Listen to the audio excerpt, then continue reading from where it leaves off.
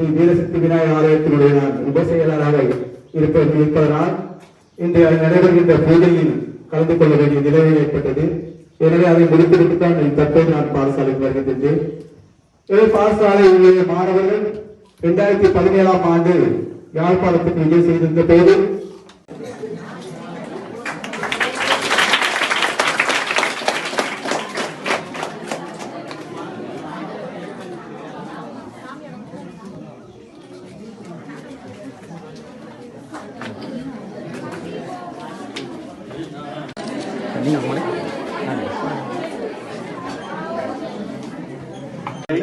தெரியக்கூடிய ஒரு நிலை இருக்கின்றது.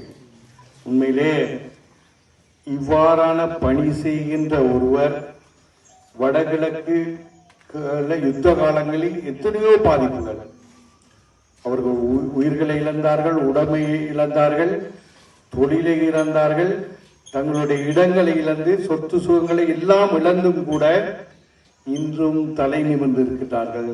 அதுக்கு காரணம் அவருடைய கல்வி. இதுக்கு தான் ஒரே வார்த்தையில சொல்லணும்னா, நீங்க படிக்கணும். படிச்சீங்கன்னா நிச்சயமா என்னவோ ஆகணும்னு நினைக்கிறீங்களோ ஆகிடலாம். அது நான் கண் கூடாக பார்க்கின்ற ஒன்று.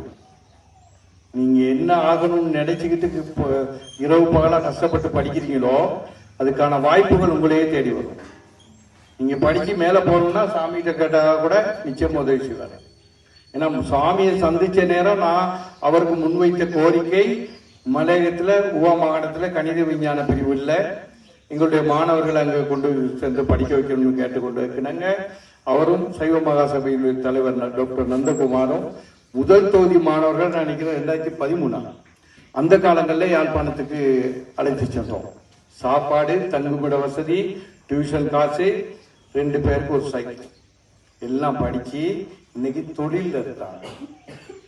2 பேர் ஆசிரியர் இருக்காங்க, 4 பேர் பார்மசிஸ்ட், ஒருத்தர் பார்மசிஸ்ட் ஏரியா மேனேஜர், ஒருத்தர் வெள்ளவாசில ரேடியோலஜிஸ்ட், ஊவாவில் முதலாவது ரேடியோலஜிஸ்ட் தமிழ் பொடியை, அடுத்து பதிலில் ஒருத்தர் நேர்சிங். இப்படி எல்லாம் தொழில் செய்கிறாங்க. எதனால? நாங்கள் அனுப்பினால. அந்த புண்ணியத்தை செய்தவர் எங்களுடைய சுவாமி அவர்கள். ஆனால் இன்னைக்கும் அவனுக்கு ஒருத்தர் இங்கேயும் இந்த பக்கத்தில் தோட்டத்திலே ஒருத்தர் இருக்கிறான்.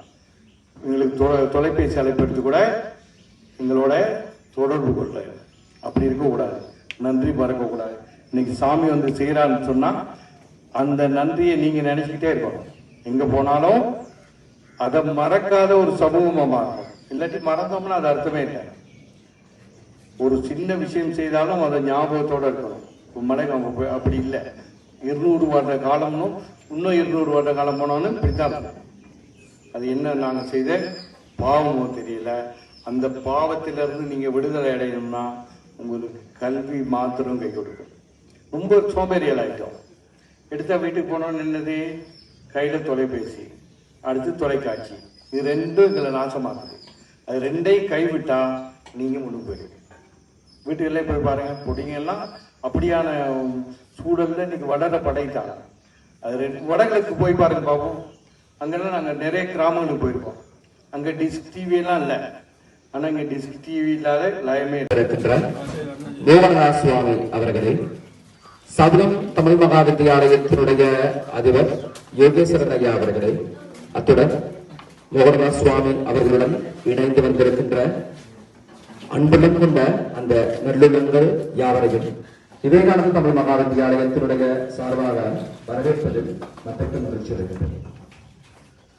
மாணவர்களுக்காக, எமது கல்வி சமூகத்திற்காக சுவாமி அவர்கள் இந்த மலையக பிரதேசத்தில் வருகின்ற ஒவ்வொரு பயணங்களின் போதும் பல பாடசாலைகளுக்கும் ஆலயங்களுக்கும் தவறாது தன்னுடைய நற்பணிகளை செய்து வருகிறார். அதன் அடிப்படையில் இன்று எமது பாடசாலை மாணவர்களுக்கான ஒரு அரிய வாய்ப்பாகவும் இது அமைந்திருக்கிறது. இந்த வேளையில் சுவாமி அவர்களை எமது பாடசாலையின் சார்பாக வரவேற்று மகிழ்வதோடு இச்சூழ்நிலையில் இங்கு முதலாவதாக உரை நிகழ்த்த நாம் அன்பு கூர்ந்து அழைப்பது சதுரம் தமிழ் மகா வித்தியாலயத்தினுடைய அதிபர் யோகேஸ்வரன் ஐயா அவர்கள்.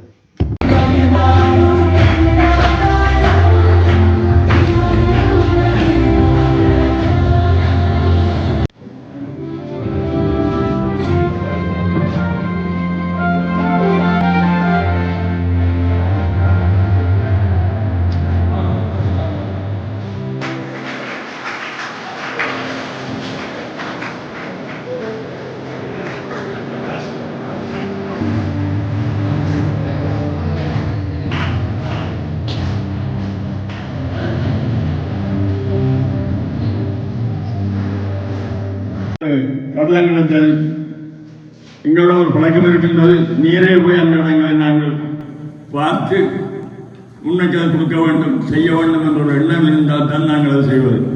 எந்த இடம் இருந்தாலும் நாங்கள் போடுவதுதான். அந்த அவர்களது கடலங்களை நாங்கள் வாசனம் செய்வதில்லை. சகல விதமான வசதிகளும் சன்னதியாக எனக்கு தந்திருக்கின்றன. ஒன்றுக்கு மூன்று வாகனம், பலவிதமான பணியும் எனக்கு தந்திருக்கின்றதால் நாங்கள் அந்தந்த இடத்துக்கு சென்று அங்குள்ள குறைபாடுகளை பார்த்து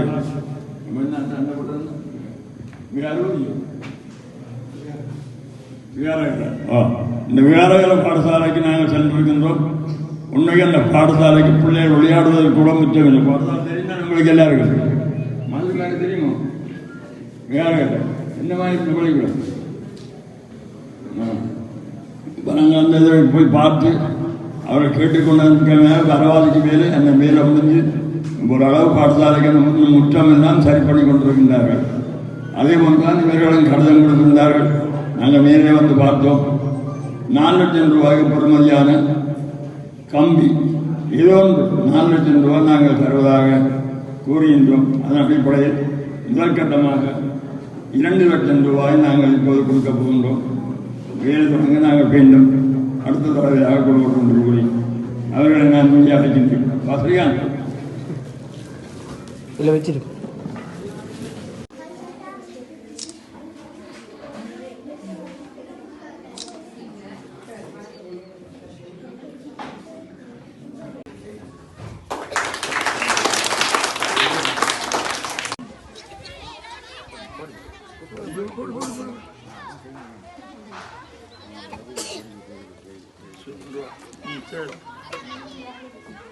நான் நல்ல தானே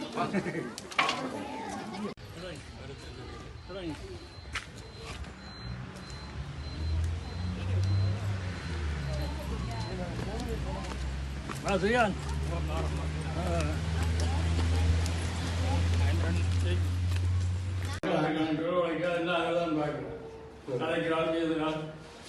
நான் பேசுறோடைய பேச்சு கொள்றோடைய